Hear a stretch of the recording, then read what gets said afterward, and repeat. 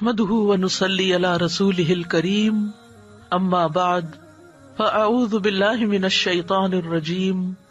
بسم الله الرحمن الرحيم رب اشرح لي صدري ويسر لي امري واحلل عقدة من لساني يفقهوا قولي۔ مومن اپنے ہر کام کا آغاز بسم اللہ سے کرتا ہے، اللہ کے نام سے کرتا ہے، کیونکہ اللہ ہی نے ہمیں پیدا کیا ہے، اللہ ہی ہمیں رزق دے رہا ہے، اللہ ہی کی طرف ہمیں لوٹ کر جانا ہے، لہٰذا ہمیں اس زندگی میں ہر کام کرتے ہوئے اپنے رب کو یاد رکھنا چاہیے۔ قرآن مجید کا آغاز بھی اللہ سبحانہ تعالیٰ نے بسم اللہ سے کیا، اور ہمارے لیے یہی مشروع کیا کہ ہم اپنا ہر قول اور عمل بسم اللہ کے ساتھ شروع کریں۔ پہلی وحی کا آغاز بھی اللہ کے نام کے ساتھ ہوا۔ جبریل امین نے پہلی مرتبہ جب نبی صلی اللہ علیہ وسلم کو قرآن مجید کی پہلی آیت سکھائی تو فرمایا اقرأ بسم ربک الذی خلق، اپنے رب کے نام سے پڑھ جس نے پیدا کیا۔ تو گویا عبادت ہو یا ہمارے دنیا کے کام ہو، ان سب میں ہمیں اپنے رب کو یاد رکھنا ہے، اور اس کے بے شمار فائدے بھی ہیں۔ اللہ سبحانہ تعالیٰ کا نام بابرکت ہے، لہٰذا جب ہم اللہ کے نام سے کوئی کام شروع کرتے ہیں تو ہمارے کاموں میں برکت پیدا ہو جاتی ہے۔ قرآن مجید میں آتا ہے تبارک اسم ربک ذو الجلال والاکرام، بہت بابرکت ہے تیرے رب کا نام جو بہت عظمت والا، اکرام والا ہے۔ جب ہم عبادت کرتے ہیں تو کہتے ہیں ایاک نعبد و ایاک نستعین، صرف تیری ہی ہم عبادت کرتے ہیں اور تجھی سے ہم مدد چاہتے ہیں، کیونکہ ہم کمزور ہیں، ہم اللہ کی عبادت کا حق ادا نہیں کر سکتے۔ اس لیے کوئی بھی کام جو عبادت کی نوعیت سے تعلق رکھتا یعنی خاص عبادات سے، ان کے آغاز میں بھی اللہ کا نام لینا چاہیے، کیونکہ اس سے اللہ کی مدد حاصل ہوتی ہے، اور پھر مزید نیک کاموں کی توفیق بھی ہوتی ہے۔ انسان برائی سے بچتا ہے، شیطان کے وار سے محفوظ رہتا ہے، کیونکہ اللہ تعالیٰ کی مدد، توفیق اور سپورٹ انسان کو حاصل ہو جاتی ہے، اور انسان کے اندر کوئی فخر اور غرور نہیں آتا۔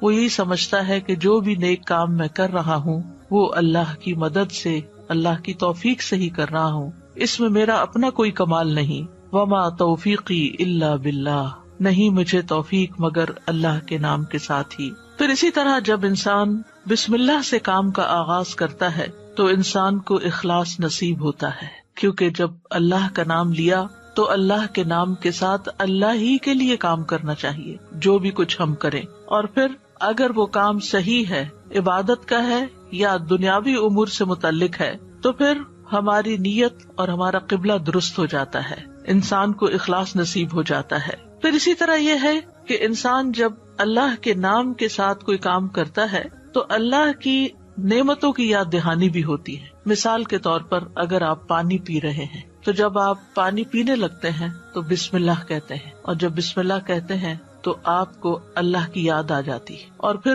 ساتھ ہی وہ نعمت جو آپ استعمال کر رہے ہیں اس کے بارے میں غور و فکر بھی نصیب ہوتا ہے کہ یہ اللہ نے پانی پلایا ہے، اور پھر انسان کا غور و فکر اسے کہیں سے کہیں لے جاتا ہے، اس کے اندر ایک وسعت پیدا ہوتی ہے، وہ سوچتا ہے کہ یہ پانی میرے گلاس میں کہاں سے پہنچا، کس نے اتارا۔ تو ظاہر ہے کہ پانی کا پیدا کرنے والا بھی اللہ ہے، اور تمام چیزوں کو اللہ سبحانہ تعالیٰ نے پانی سے پیدا کیا۔ ہم تک جو پانی پہنچتا ہے کچھ تو زمینی ذرائع سے اور بیسیکلی بارش کے ذریعے آتا ہے۔ بارش کیسے آتی ہے؟ سمندروں کا پانی بخارات کی شکل میں اوپر اٹھتا ہے اور پھر بادلوں کی شکل میں جہاں اللہ چاہتا ہے برساتا ہے۔ جب بادل برستے ہیں یا برف پڑتی ہے تو پہاڑوں کی چوٹیوں پر اور مختلف جگہوں پر یا تو پانی جم جاتا ہے یا پھر ندی نالوں کی شکل میں، دریاؤں کی شکل میں بہنے لگتا ہے، اور کچھ پانی رس کر زمین کے اندر چلا جاتا ہے، چشموں کی شکل اختیار کر لیتا ہے، اور پھر مختلف ذرائع سے ہوتے ہوتے وہ ہم تک پہنچتا ہے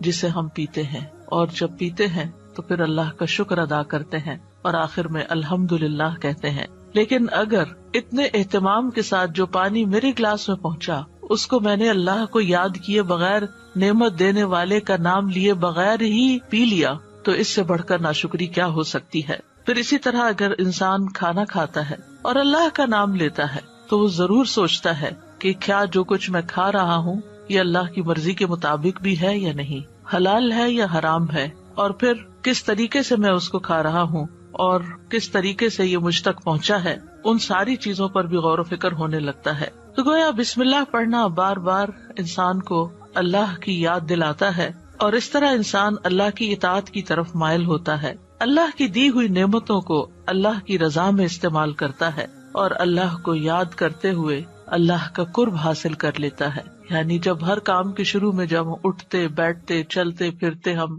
اللہ کا نام لیتے ہیں تو اس طرح ہمیں اللہ سبحانہ تعالیٰ کا قرب نصیب ہوتا ہے، اور ہمارے دنیا کے کام بھی عبادت بن جاتے ہیں، کیونکہ وہ اللہ کی مرضی کے مطابق اللہ کی رضا کے لیے ہوتے ہیں۔ اور اس طرح دنیا میں بھی کاموں کے اندر برکت پیدا ہوتی ہے، سہولت پیدا ہوتی ہے، اللہ کی مدد شامل حال ہوتی ہے، اور آخرت میں بھی یہ عمل فائدہ دیتا ہے، اور انسان کے اندر کوئی تکبر و غرور پیدا نہیں ہوتا۔ وہ سوچتا ہے کہ جو کچھ مجھے ملا ہے یہ اللہ کا فضل ہے۔ پھر ہم دیکھتے ہیں کہ انبیاء کا طریقہ بھی یہی رہا ہے۔ نوح علیہ السلام کے بارے میں آتا ہے کہ جب وہ کشتی پر سوار ہوئے تو انہوں نے دعا پڑھی، اس کا آغاز بھی بسم اللہ سے کیا، بسم اللہ مجریہا و مرساہا۔ اسی طرح سلیمان علیہ السلام نے ملکہ سبا کو جو خط لکھا اس کے آغاز میں بھی بسم اللہ لکھا۔ پھر اسی طرح ہم دیکھتے ہیں کہ نبی صلی اللہ علیہ وسلم متعدد مقامات پر بسم اللہ کی تعلیم دیتے ہیں، جس کے بارے میں آگے ہم متعدد احادیث میں دیکھیں گے کہ کس طرح آپ صلی اللہ علیہ وسلم کی زندگی کا ایک اہم حصہ تھا بسم اللہ پڑھنا،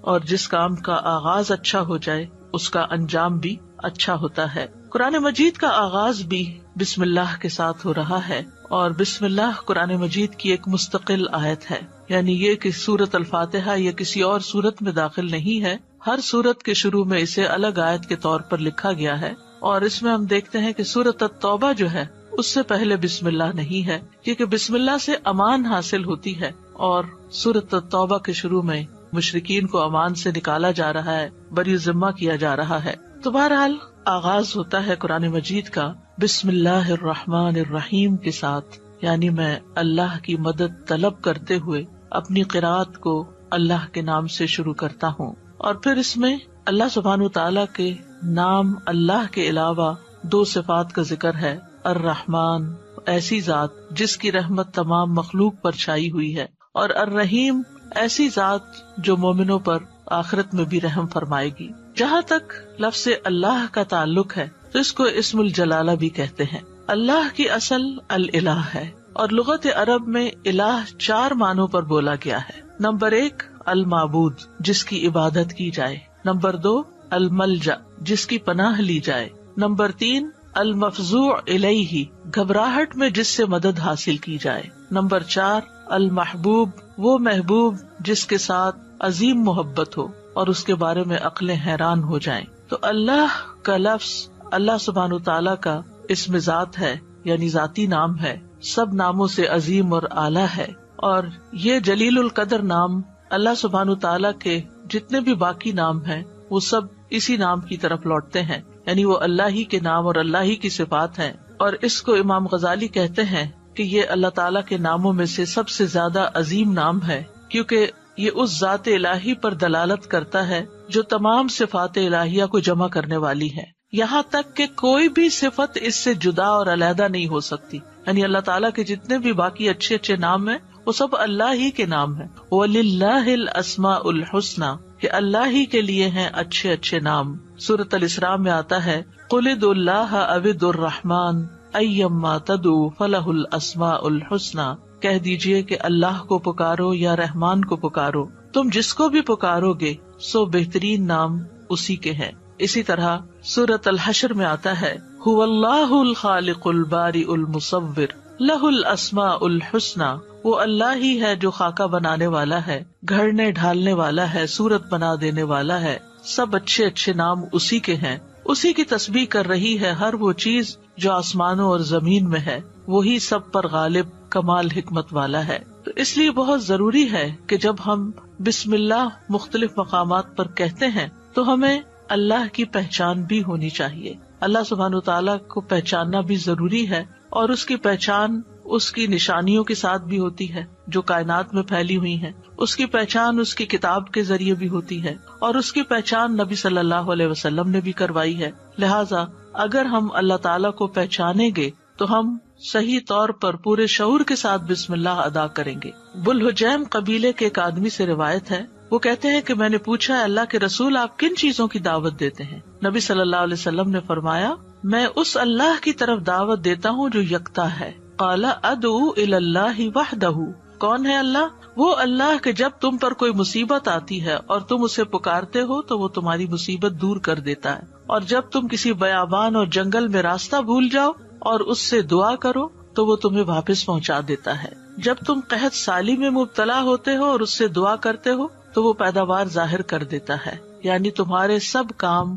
وہی بناتا ہے. لیکن یہاں خاص طور پر اس آیت کے اندر یعنی بسم اللہ الرحمن الرحیم کے اندر اللہ سبحانہ تعالیٰ نے اپنا جو تعارف کرایا ہے، اپنی جو پہچان کرائی ہے، وہ اپنی صفت رحمت کے ساتھ کروائی ہے کہ کون ہے اللہ؟ وہ جو بے حد مہربان، بہت ہی زیادہ مہربان. الرحمن فعلان کے وزن پر مبالغے کا صیغہ ہے کہ جو بہت ہی زیادہ، یعنی انسان کی عقل اس کو کمپریہنڈ کر ہی نہیں سکتی کہ وہ کتنا مہربان ہے. اور پھر مزید اسی صفت سے، صفت رحمت ہی سے الرحیم کا لفظ آیا کہ جو بار بار رحم کرنے والا ہے. لہٰذا اللہ سبحانہ تعالیٰ وہی ہے جو اپنی رحمتیں نچھاور کرتا ہے، اور رحمت کا مطلب ہے نرمی اور شفقت کرنے والا. گویا اللہ سبحانہ تعالیٰ کی صفات میں اللہ تعالیٰ کے اپنے بندوں کے ساتھ، اپنی مخلوق کے ساتھ معاملہ کرنے میں نرمی اور شفقت ہے. اور رحمان اور رحیم دونوں صفات اللہ ہی کی ہیں، دونوں نام اللہ ہی کے ہیں،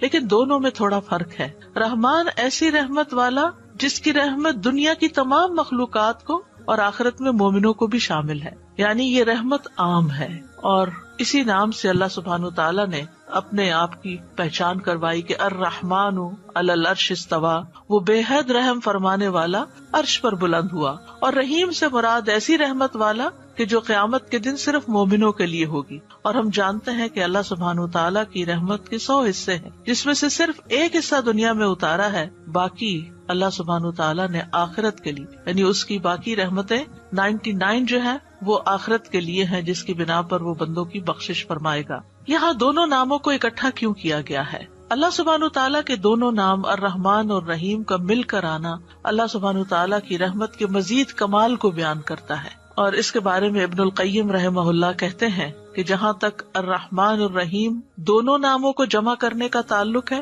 تو اس کا معنی ان دونوں معنوں سے اچھا ہے جو معنی ان کے الگ الگ بیان کیے جاتے ہیں، یعنی وہ مزید جمع ہو جاتا ہے. اور وہ یہ ہے کہ الرحمن اللہ کی قائم صفت پر دلالت کرتا ہے اور لفظ الرحیم اللہ کی مخلوق پہ کی جانے والی رحمت سے تعلق رکھتا ہے. پس پہلا نام جو ہے اللہ کی ذاتی صفت رحمت پہ دلالت کرتا ہے، اور دوسرا نام اللہ کے فعل پر دلالت کرتا ہے کہ اللہ اپنی رحمت کے ساتھ مخلوق پر رحم فرماتا ہے. اور ابن قیم یہ بھی کہتے ہیں کہ ان دونوں صفات کو جمع کرنے کا یہ فائدہ ہے کہ اللہ نے دنیا میں جلد اور آخرت میں بعد میں واقع ہونے والی رحمت کی خبر دی ہے، اور اللہ کی خاص اور عام رحمت کے متعلق خبر دی گئی ہے، اور اللہ کی رحمت اس کے غضب پر غالب ہے. ابو ہریرہ کہتے ہیں کہ رسول اللہ صلی اللہ علیہ وسلم نے فرمایا، جب اللہ مخلوق کو پیدا کر چکا تو اس نے اپنی کتاب لوح محفوظ میں لکھا جو اس کے پاس عرش پر موجود ہے کہ میری رحمت میرے غضب پر غالب ہے،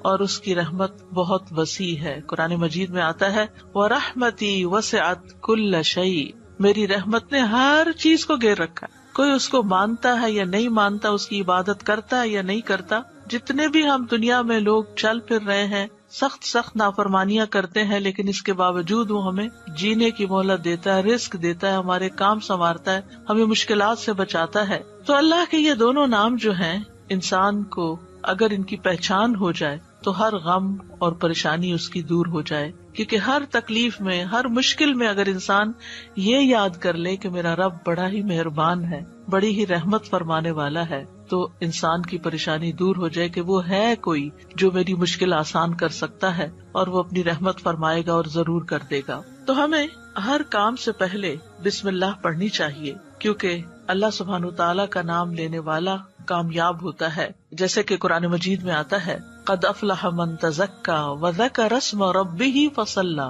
بے شک کامیاب ہو گیا جو پاک ہوا اور اس نے اپنے رب کا نام یاد کیا.